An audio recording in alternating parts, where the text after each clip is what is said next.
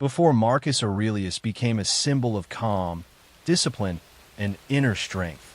He was a fragile child born into privilege, expectation, and constant uncertainty.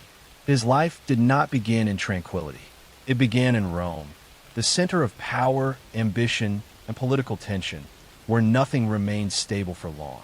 Marcus Aurelius Antoninus was born in the year 121 CE, during a period when the Roman Empire appeared strong on the surface, but was already carrying the weight of internal strain.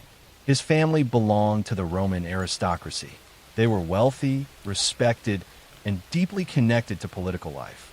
From the moment Marcus was born, his future was not entirely his own. His father died when Marcus was still very young. This early loss shaped him deeply. Ancient sources describe Marcus as a serious, introspective child, unusually thoughtful for his age. He did not enjoy excess or luxury, even though it surrounded him. While other children were drawn to entertainment and comfort, Marcus was drawn to silence and observation. He was raised primarily by his mother, Domitia Lucilla, a woman known for her intelligence, dignity, and discipline. From her, Marcus learned restraint and modesty. She taught him to value simplicity even when wealth made indulgence easy. These lessons would remain with him throughout his life. Marcus was educated according to the highest standards of Roman elite society. Tutors trained him in rhetoric, grammar, literature, and philosophy. But unlike many young aristocrats, Marcus did not see education as a path to dominance or status. He saw it as a way to understand himself. At a young age, Marcus became fascinated by philosophy, particularly Stoicism. Stoicism taught that life is unpredictable, that external events are beyond our control, and that peace comes from mastering one's own judgments rather than attempting to master the world. For Marcus, this philosophy did not feel abstract. It felt necessary. He adopted Stoic practices early. He slept on the floor instead of a bed. He wore simple clothing. He practiced endurance and self-denial. These are not performances. They were attempts to prepare himself for a life he sensed would be difficult. The turning point in Marcus Aurelius' life came when Emperor Hadrian noticed him.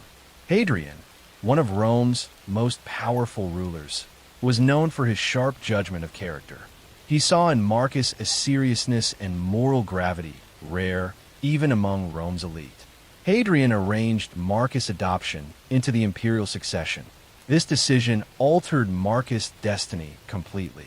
He was no longer simply a philosopher in training. He was being shaped into a future emperor. Marcus was adopted by Antoninus Pius, who would become one of Rome's most stable and respected emperors. Antoninus ruled peacefully, emphasizing law, order, and moderation. Under his guidance, Marcus received an education not only in philosophy, but in governance. Antoninus did not rush Marcus into power. Instead, he taught him patience. Marcus observed how decisions were made slowly, carefully, with attention to justice rather than spectacle. This period deeply influenced Marcus' understanding of leadership. During these years, Marcus continued studying philosophy intensely. He learned from Stoic teachers such as Junius Rusticus, who introduced him to the works of Epictetus. Epictetus had taught that freedom comes from understanding what lies within our control and accepting what is not. Marcus absorbed this lesson fully. He also studied rhetoric under Fronto, one of the most famous teachers of the time. Fronto wanted Marcus to become a powerful orator, skilled in persuasion and public display. Marcus respected him, but inwardly he resisted the emphasis on eloquence. He preferred clarity over decoration, truth over performance. This inner tension followed Marcus throughout his life. The world expected him to command, persuade, and rule. His inner self sought understanding, restraint, and calm. In 161 CE, Antoninus Pius died. Marcus Aurelius became emperor at the age of 40. Unusually, he insisted on sharing power with his adoptive brother Lucius Verus. This decision reflected Marcus' belief that authority should not be centralized in ego, but distributed responsibly.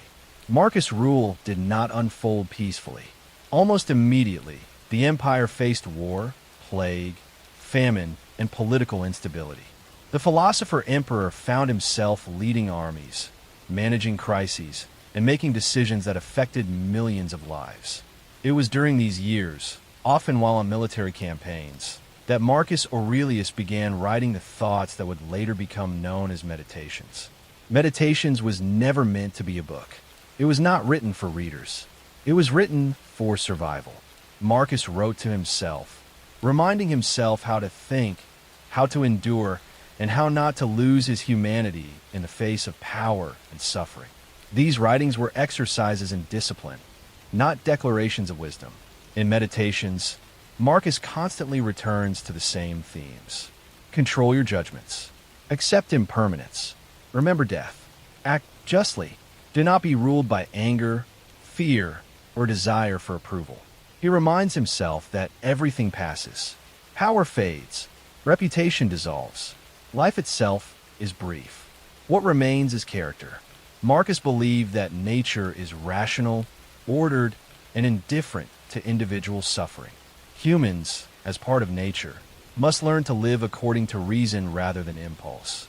This does not mean suppressing emotion completely, but understanding it clearly. For Marcus, Stoicism was not about becoming cold or detached.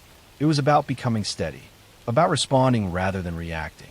Unlike many rulers, Marcus did not see himself as exceptional. He constantly warned himself against pride. He reminded himself that emperors before him had died and been forgotten. He will be no different. This humility is what makes Marcus Aurelius enduring. He ruled an empire, yet saw himself as a temporary caretaker. He believed leadership was a duty, not a privilege. As Marcus Aurelius settled into the role of emperor, the contrast between his inner world and his outer responsibilities became sharper. The empire demanded decisiveness, authority, and strength. His philosophy demanded patience, humility, and restraint. These demands often collided, and it was within this tension that Marcus' philosophy truly came alive. Marcus did not write philosophy from comfort. He wrote it from exhaustion.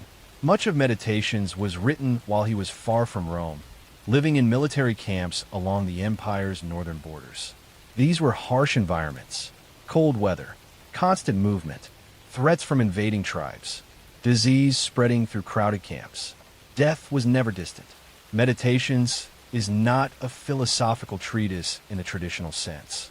It has no clear structure, no introduction, and no conclusion. It is a private notebook, a record of a man speaking to himself when no one else was watching.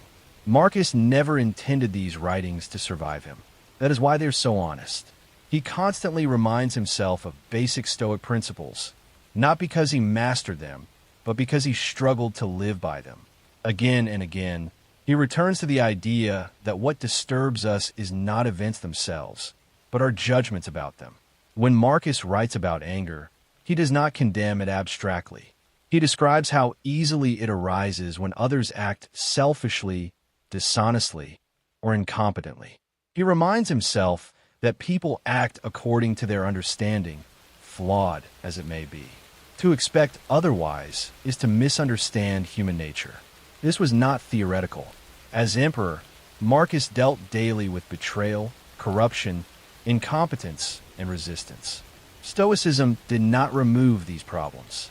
It shaped his response to them. Marcus believed that nature is governed by reason, even if individual events appear chaotic. Everything that happens fits within a larger order, even when that order is beyond human comprehension. Accepting this was not resignation. It was alignment. One of the most recurring themes in Meditations is impermanence. Marcus constantly reminds himself that everything changes and fades. Bodies age, cities decay, empires fall. Even the greatest names are eventually reduced to silence. He lists past emperors and famous figures, not to glorify them, but to show how little remains of them now. This reflection was not meant to depress him. It was meant to free him from the fear of loss and the desire for recognition. For Marcus, remembering death was a daily practice, not as a morbid obsession, but as a grounding truth. Death stripped events of their false importance. If life is short, then rage, vanity, and resentment lose their power. Marcus also writes extensively about duty. He believed every human being has a role determined by nature and circumstance. His role was to govern justly, patiently, and without cruelty, even when others failed him. This sense of duty did not come from pride. It came from acceptance. Marcus did not choose to be emperor, but once he was, he believed he must perform the role well. At the same time, his reign was marked by relentless hardship. The Roman Empire faced continuous military pressure from Germanic tribes along the Danube frontier. Marcus spent years away from Rome, leading campaigns not out of ambition, but necessity. War tested his philosophy deeply. Stoicism does not deny violence or hardship. It asks how one acts within them. Marcus struggled with the weight of decisions that led to death. He never celebrated victory lightly. There is no evidence of triumphal arrogance in his writing. During these years, the empire was also struck by a devastating plague, often identified as the Antonine Plague. It spread rapidly, killing soldiers and civilians alike. The population suffered immensely. Marcus remained in service, organizing relief and maintaining stability despite widespread fear. Personal loss accompanied public crisis. Marcus lost several children in infancy or early childhood. These losses were devastating. In Meditations, he reminds himself that loving deeply does not guarantee permanence. He teaches himself to appreciate what exists now without demanding it last forever. His marriage to Faustina has often been misunderstood. Rumors of infidelity circulated, but Marcus never publicly condemned her. He remained loyal, choosing restraint over scandal. His writings emphasize tolerance, understanding, and the refusal to dwell on suspicion. Marcus' philosophy demanded self-examination. He frequently criticizes himself in his writing. He warns himself against laziness, against seeking comfort, against avoiding difficult duties. He reminds himself to rise early, to act according to reason, and to serve others without complaint. He believed humans are social beings, designed to cooperate. Isolation breeds bitterness. Duty toward others is part of living according to nature. One of Marcus' most important Stoic beliefs was the idea of control. He divided life into what lies within our control and what is not. Thoughts, judgments, and intentions belong to us. Outcomes, opinions, and external events do not. This distinction allowed him to act decisively without becoming emotionally enslaved to results. He could pursue justice without guaranteeing success. He could accept failure without despair. Meditations also reveals Marcus' struggle with fatigue. He writes about mornings when he does not want to rise. He reminds himself that he was born to work with others, not to hide under blankets. These moments humanize him. They show a man pushing himself gently, not harshly. Marcus Aurelius never claimed perfection. His writings suggest the opposite. Philosophy was his tool, not his trophy. As the years of Marcus Aurelius' reign continued, the weight he carried did not lessen. It deepened. The empire did not stabilize. Wars dragged on. Resources thinned. The population grew weary. Marcus himself aged visibly, worn not by indulgence, but by responsibility. What distinguishes Marcus from many rulers is not that he faced hardship, but that he remained conscious of it. He never allowed power to numb his awareness of suffering, neither his own nor that of others. Stoicism, for Marcus, was not emotional withdrawal. It was moral clarity under pressure. One of the central themes that emerges in his later writings is the proper use of power. Marcus understood that authority magnifies character. Power does not create virtue. It reveals its absence. This belief made him cautious. He reminded himself repeatedly that he was no different in essence from those he ruled. His position was temporary, his body fragile, his mind vulnerable to error. In Meditations, Marcus often speaks to himself as if correcting a younger man. He warns himself not to enjoy authority too much, not to speak harshly simply because he can.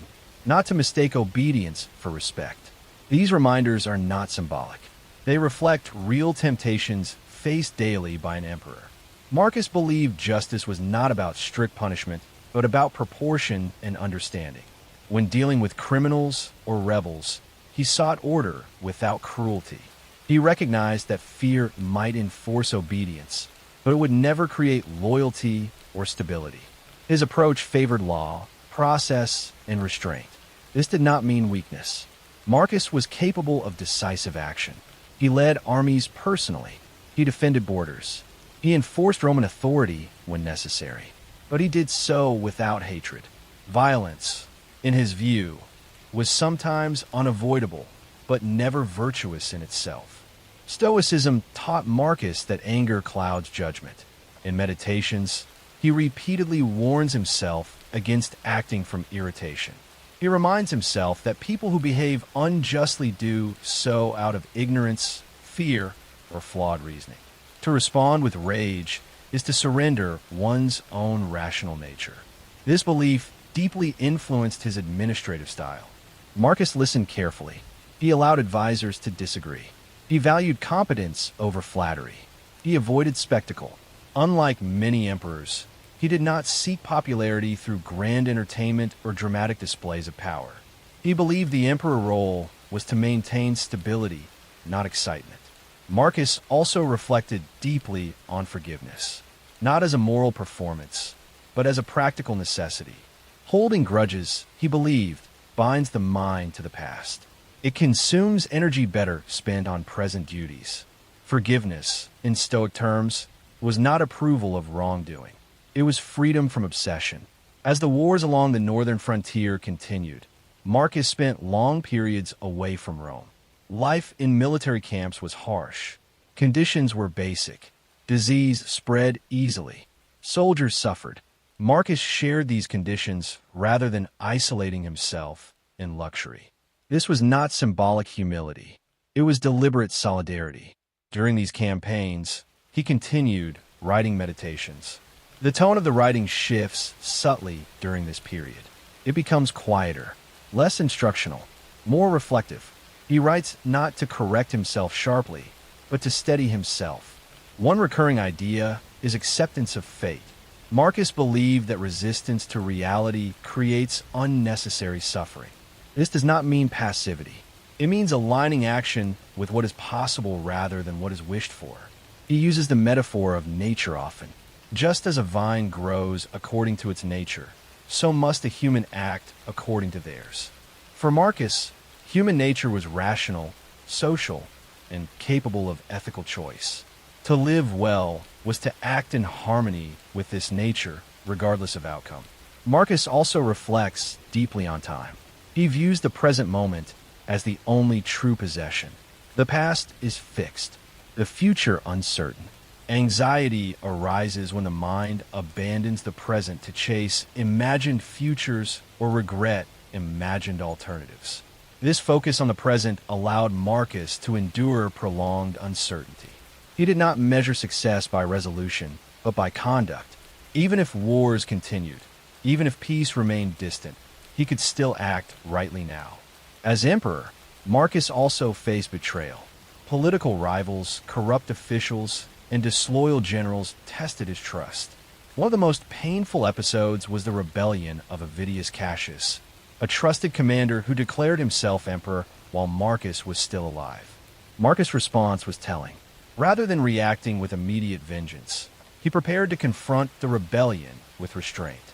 When Cassius was killed by his own supporters before Marcus arrived, Marcus refused to punish Cassius' family. He ordered mercy. This decision shocked many. In Roman political culture, retaliation was expected. Marcus believed it was unnecessary. Punishment beyond necessity only perpetuated violence. His Stoic belief that others' actions do not harm one's moral character guided this response. Marcus refused to allow betrayal to transform him into someone crueler. As the years passed, Marcus' health declined. He suffered from chronic illness, fatigue, and physical pain. Meditations reflects this. He writes about bodily discomfort with detachment, reminding himself that pain is a sensation, not a command. This does not mean he denied pain. He acknowledged it clearly, but he refused to let it dominate his identity. He saw the body as temporary, something to care for without becoming enslaved to.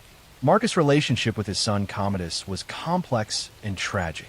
Despite Marcus' commitment to Stoic discipline, Commodus would later rule poorly. Marcus hoped to educate him in philosophy and restraint, but he also understood the limits of influence. This awareness appears in Meditations. Marcus often reflects on the limits of control over others. He believed one could guide, teach, and exemplify, but never guarantee outcomes. This acceptance did not absolve responsibility. It defined its boundary. In his later writings, Marcus emphasizes kindness more frequently. He urges himself to be gentle, patient, and tolerant, not because people deserve it, but because it aligns with his nature. He believed the highest form of strength was calm consistency, not dominance, not aggression, not pride. As Marcus Aurelius approached the final years of his life, there was no dramatic shift in his philosophy. There was no sudden revelation or emotional turning point. Instead, there was a quiet deepening.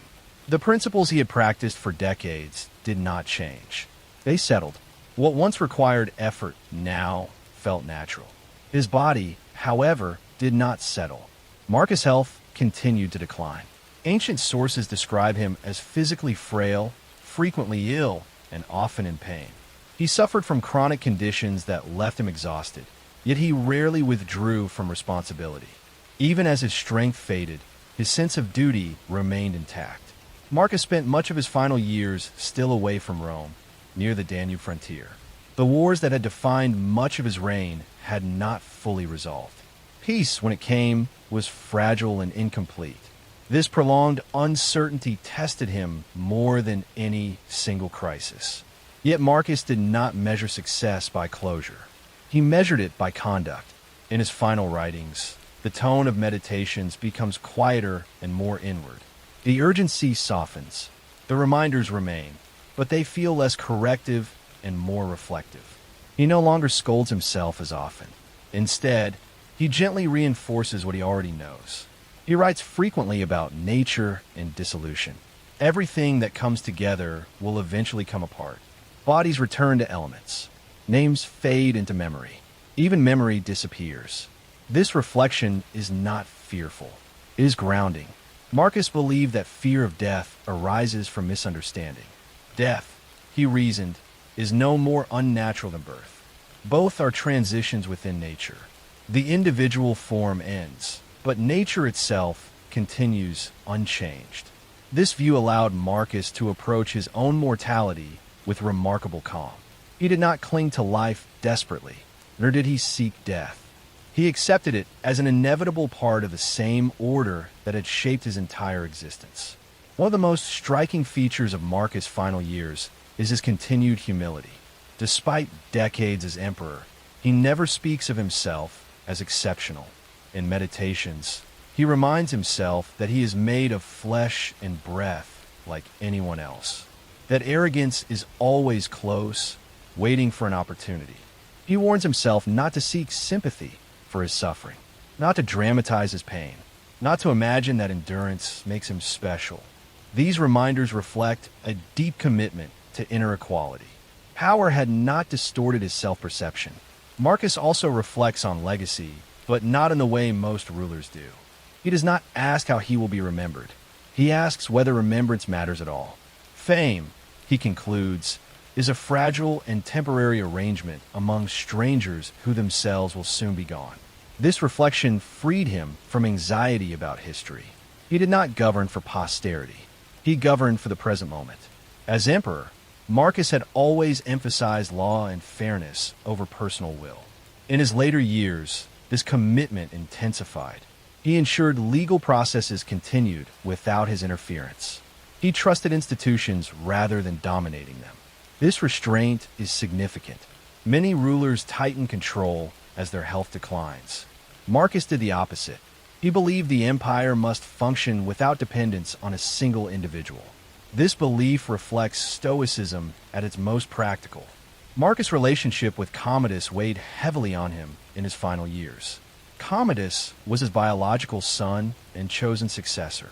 Despite Marcus' efforts to educate him in philosophy and discipline, Commodus showed signs of impulsiveness and vanity.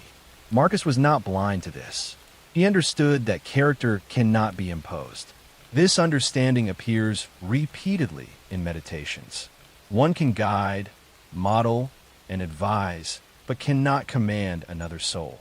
His decision to name Commodus as successor has often been criticized. Yet within Marcus' philosophical framework, it reflects acceptance rather than ignorance. He acted within the constraints of Roman tradition and familial obligation. He did not imagine himself capable of controlling the future. As death approached, Marcus did not retreat into privacy or ceremony. Accounts suggest he continued to engage with advisors and fulfill his duties as long as he was physically able. There is no record of dramatic final speeches or declarations. His death in 180 CE was quiet, likely caused by illness. There was no spectacle, no attempt to mythologize the moment. In this, his death matched his philosophy.